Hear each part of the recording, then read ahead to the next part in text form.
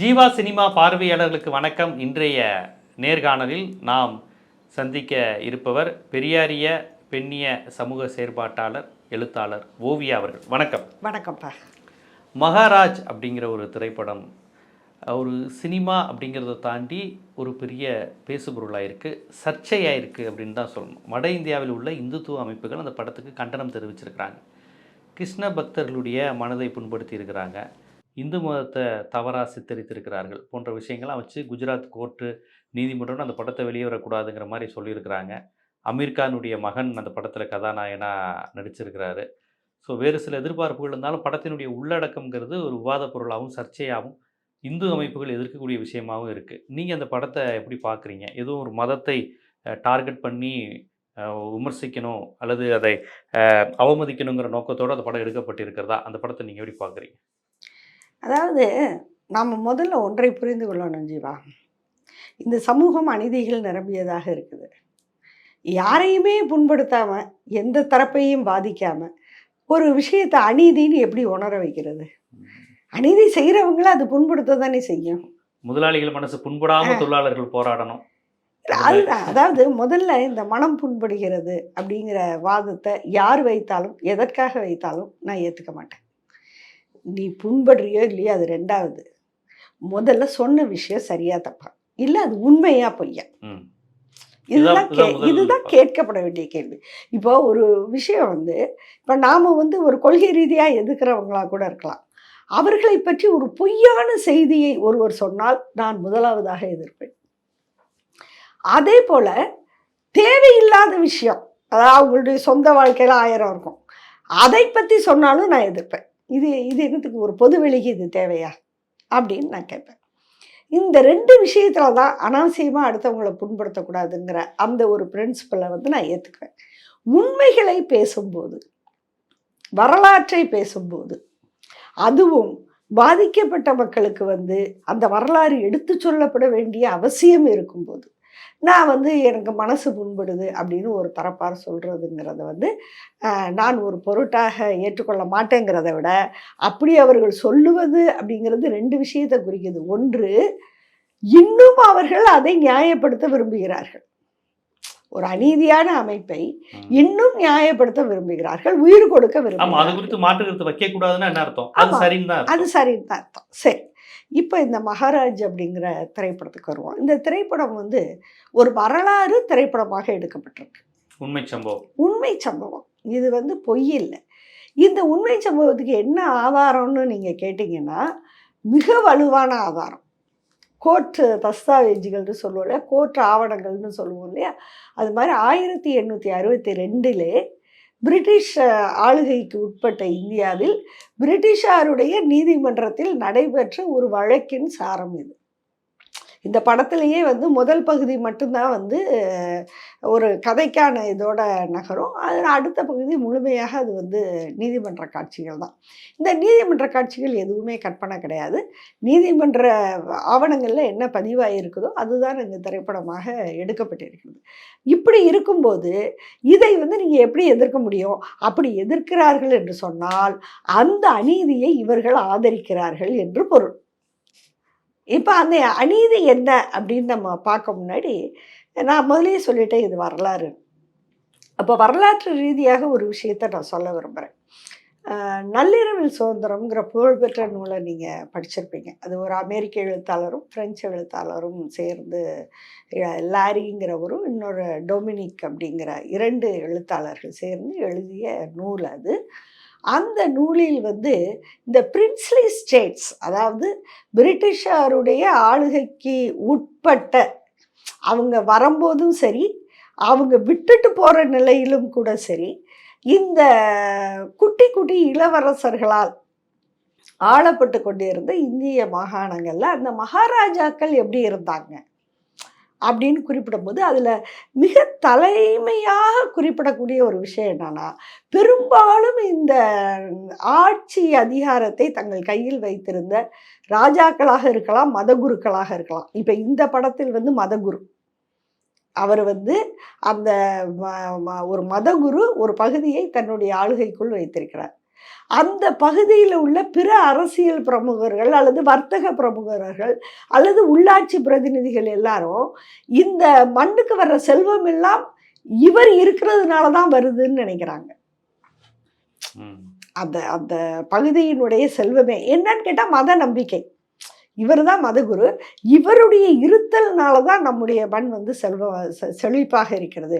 இவருக்கு துன்பம் நேர்ந்தால் அப்படி நம்ப வைக்கப்பட்டிருக்கிறார்கள். இந்த மண் அழிந்து விடும் அப்படின்னு நம்ப வைக்கப்பட்டிருக்கிறாங்க. இப்போ நான் அந்த நள்ளிரவில் சுதந்திர நூலை குறிப்பிட்டேன். அதே போல் வந்து இந்திய மாதா அப்படின்னு சொல்லிட்டு மேயோங்கிற அம்மையார் எழுதிய நூல் இருக்கு. அதன் மீது திறனாய்வு செய்து நம்முடைய திராவிட இயக்க எழுத்தாளர் ஐயாமுத்து அவர்கள் எழுதிய மேய கூற்று மெய்யோ பொய்யோன்னு ஒரு நூல். இதெல்லாம் படிச்சிங்கன்னா நீங்கள் உங்களுக்கு ஒரு விஷயம் புலப்படும். என்னன்னு கேட்டால், எப்படி பொருளாதார சுரண்டல் மதத்தின் நோக்கமாக இருக்கிறதோ, இன்னொரு பக்கம் மிக முக்கியமாக பாலியல் சுரண்டல். பெண்களினுடைய உடல் அப்படிங்கிறது இந்த மதத்துக்கு வந்து ஒரு அடிப்படையான டார்கெட் ஆன விஷயமாக இருக்கிறது. இதை வந்து இந்த நூல்கள் வழியாகவும் நம்ம படித்து அறியலாம். நள்ளிரவில் சுதந்திரத்தில் சொல்லுவாங்க, இந்த மகாராஜாக்களுக்கு வந்து அந்த ஒரு அவங்களுக்கு வேற வேலையே இல்லைங்கிற அளவுக்கு அவங்களுடைய வாழ்க்கையே வந்து இந்த ஒரு பாலியல் இன்ப நாட்டம் அப்படின்னு தான் அவங்க வாழ்ந்தாங்க அப்படின்னு சொல்லுவார். அதே போல தான் அதற்கான ஒரு பெரிய எடுத்துக்காட்டாக தான் இந்த திரைப்படம் அமைந்திருக்கு. இது ஒரு உண்மையை சொல்லுது. ஒரு மதகுரு இருக்கிறாரு. அதில் என்ன ஒரு நம்மளால் ரொம்ப அதிர்ச்சியாக பார்க்கக்கூடிய விஷயம்னா, அந்த ஊரில் இருக்கக்கூடிய எந்த பெண்ணை வேண்டுமானாலும் அவர் வந்து தன்னுடன் உடல் உறவுக்கு அழைக்கலாம்.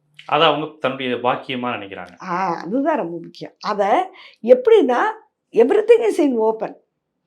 இது வந்து ரகசியமாக நடக்கவில்லை, ரொம்பவும் வெளிப்படையாக நடக்கிறது. அந்த ஒவ்வொரு பெண்ணும் அது எவ்வளவு துன்பமான ஒரு நினைவாக இருந்தால் கூட தன்னைத்தானே மெஸ்மரைஸ் பண்ணுறாங்க. அந்த கதாநாயகி அதில் காட்டப்படுவது போல அவள் வந்து இந்த கதாநாயகனை விரும்புகிறாள். அப்போ நிச்சயமாக அந்த பெண்ணின் மனது அந்த ஆண் மீதான ஈர்ப்போடு தான் இருக்கும். இன்னொரு ஆணை வந்து ஏற்றுக்கொள்கிற ஒரு மனநிலை அப்போது இருக்காது, எந்த ஒரு பெண்ணாக இருந்தாலும். ஆனாலும் இந்த மதகுரு தொடும்போது அதை தவறு என்று நினைப்பது கூட பாவம் என்று அவள் நினைக்கிறாள். அதுதான் அங்கே இருக்கக்கூடிய. அவன் மட்டும் இல்லை, அவள் குடும்பம் நினைக்குது, அந்த ஊர் நினைக்குது, சுற்றம் நினைக்குது. இது எல்லாத்துக்கும் மேலே உச்சபட்ச வக்கரம் அப்படின்னு பார்த்தீங்கன்னா, அவர் அவ்வாறு பெண்களோடு உறவு கொள்வது பிறருக்கு காட்சியாக காட்டப்படுகிறது. கட்டணம் வசூலிச்சு, அதாவது அதையும் மார்க்கெட் பண்ணி வியாபாரம் பண்றாங்க. அந்த அந்த கட்டிடம் அப்படி அமைக்கப்பட்டிருக்கிறது, அதற்காகவே அமைக்கப்பட்டிருக்கிறது. சுற்றி உள்ள ஜன்னல்கள் வழியாக கட்டணம் செலுத்தி அந்த ஊரில் உள்ள ஆண்கள் அந்த காட்சியை காண்கிறார்கள். அது ஏதோ ஒரு பக்திக்குரிய காட்சி என்பதாக காட்டப்படுகிறது. இதுதான் வந்து அந்த மையக்கரு. அடுத்து இந்த படத்தோட கதாநாயகன் அவர் வந்து அப்போ அந்த காலத்தில் வந்து தாதாபாய் நவ்ரோஜி அவருடைய கருத்துக்களால் ஈர்க்கப்பட்டு, இவங்க யாருமே மத எதிர்ப்பாளர்கள் கிடையாது. ஆமாம், நீங்கள் ரொம்ப நல்லா இன்னைக்கு இவங்க சொல்கிறாங்களே இது மத எதிர்ப்பு அப்படின்னு.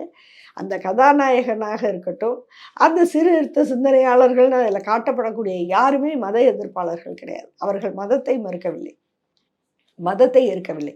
இன்னும் சொல்லப்போனால் இது வைஷ்ணவாங்கிற பிரிவுக்குள், இந்து மதத்தில் வைஷ்ணவா பிரிவில் நடப்பதாக காட்டப்படுகிறது. அதில் ஒரு குறிப்பிட்ட செக்ட், ஒரு வம்சம் அப்படியாக இது காட்டப்படுகிறது. அந்த வம்சத்தை, அந்த பிரிவை, வைஷ்ணவ பிரிவின் தத்துவங்களை கூட இவர்கள் யாரும் மறுக்கவில்லை. இவர்கள் மறுப்பது, எதிர்ப்பது அவருடைய பாலியல் அத்துமீறல்களை மட்டும்தான். இதைத்தான் இதில் ரொம்ப முக்கியமான விஷயம் என்னன்னா, அந்த கதாநாயகனுக்கு ஆதரவுன்னு யாருமே கிடையாது. அவன் குடும்பத்தை எதிர்த்து கொள்கிறான், அந்த ஊரை பகைத்து கொள்கிறான். ஒரு எழுத்தாளனாக, ஒரு எழுத்தாளன், ஒரு விழிப்புணர்வு பெற்ற ஒரு தனி மனிதன், ஒரு எழுத்தாளன். அவருடைய கையில் அவருடைய சிந்தனை இருக்குது, பேனா இருக்குது, வேறு எதுவும் இல்லை. இந்த ஆயுதங்களை வைத்துக்கொண்டு அவர் எப்படி அவரை எதிர்த்து போராட முனைகிறார். நீ செய்கிற விஷயத்த அநியாயம்னு நான் எழுதுவேன், எழுதி இந்த மக்களுக்கு வந்து நான் உணர்வூட்டுவேன்னு இது பண்ணுறார். இந்த நீதிமன்ற வழக்கு இருக்கு பாருங்க, அது வந்து இந்த கதாநாயகன் வில்லன் மீது போட்ட வழக்கு அல்ல,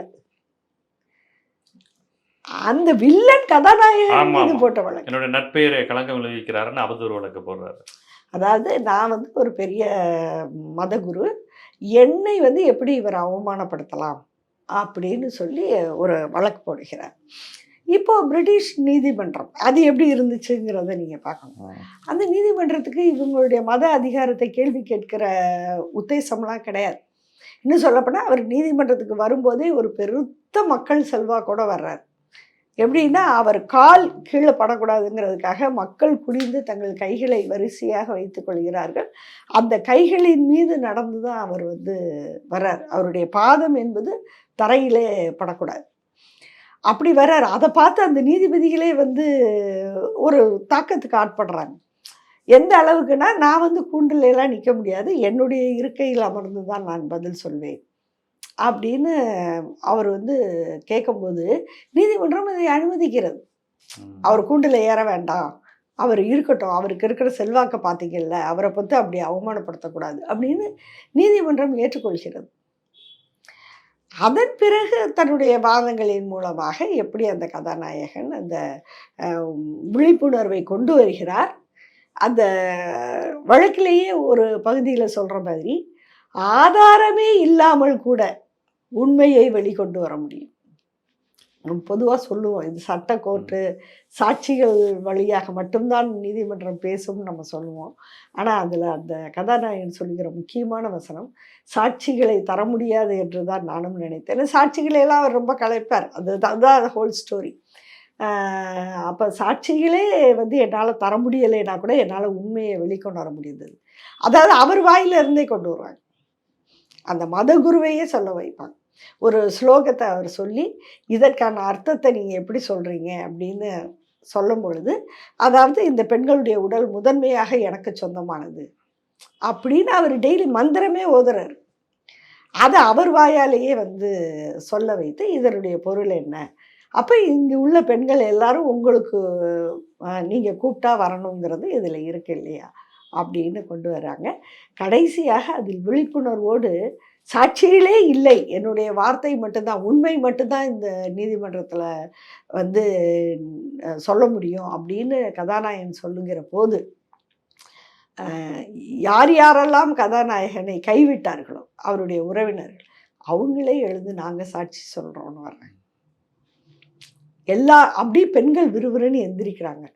ஏன் சாட்சி இல்லை, நாங்கள் எல்லாருமே சாட்சி தான், இது நடந்தது உண்மை அப்படின்னு சொல்லி அவங்க வர்றாங்க.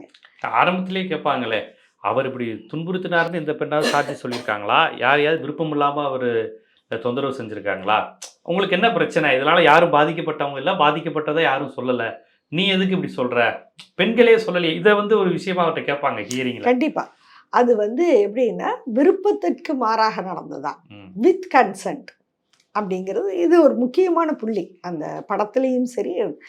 உண்மையில் விருப்பத்துக்கு மாறாகன்னு நீங்கள் நிரூபிக்க முடியாது, ஏன்னா எந்த பெண்ணும் மறுக்கவில்லை, எந்த பெண்ணும் மறுக்கவில்லை. நான் மாட்டேன்னு சொல்லி விடுபட்டு ஓடவோ இது பண்ணவோ முயற்சிக்கலை, எல்லாரும் வந்து உடன்பட்டாங்க. அப்போ ஆனால் அவ்வாறு உடன்பட செய்தது எது அப்படிங்கிறது தான் கேள்வி. அதற்கு பதில் மதம்.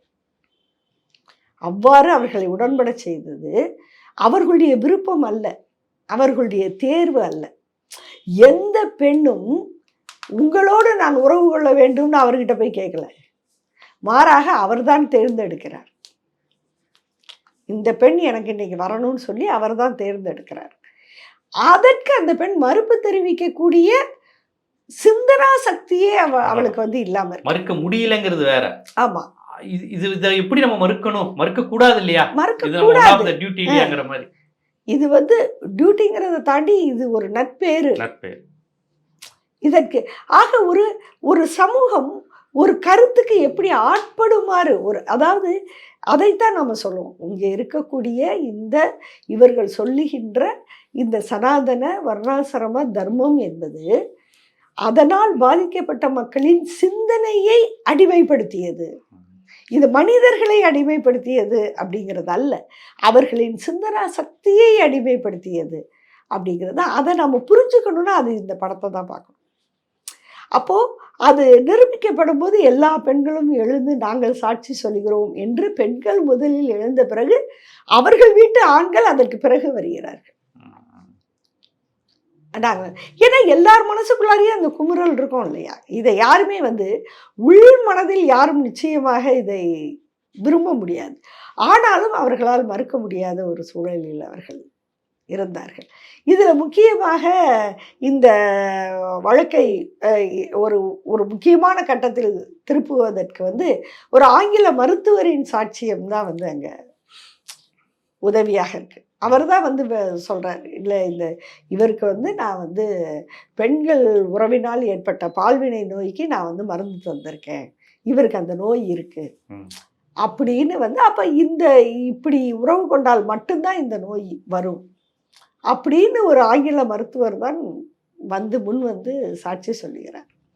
அப்போது ஒரு இங்கு உள்ள சமூக சீர்திருத்தவாதிகளின் தியாகம் அதோடு சேர்ந்த ஒரு ஆங்கில அறிவு ரீதியான நேர்மை ரீதியான ஆதரவு, இது ரெண்டும் சேர்ந்துதான் இங்கு கோலோச்சி கொண்டிருந்த இந்து மதத்தினுடைய ஒரு கொடுங்கரங்களிலிருந்து இந்த சமுதாயத்தின் பெரும்பான்மை மக்களையும் பெண்களையும், எல்லா சாதி பெண்களையும், இப்போ இந்த கதையில் நாம் பார்ப்பது உயர்ந்தபட்ச சாதியில் உள்ள பெண்களுடைய வாழ்க்கையை தான். அந்த கதாநாயகன் சொல்றாரு, நான் வைஷ்ணவ நம்பிக்கை கொண்ட பிராமின்கிறார்.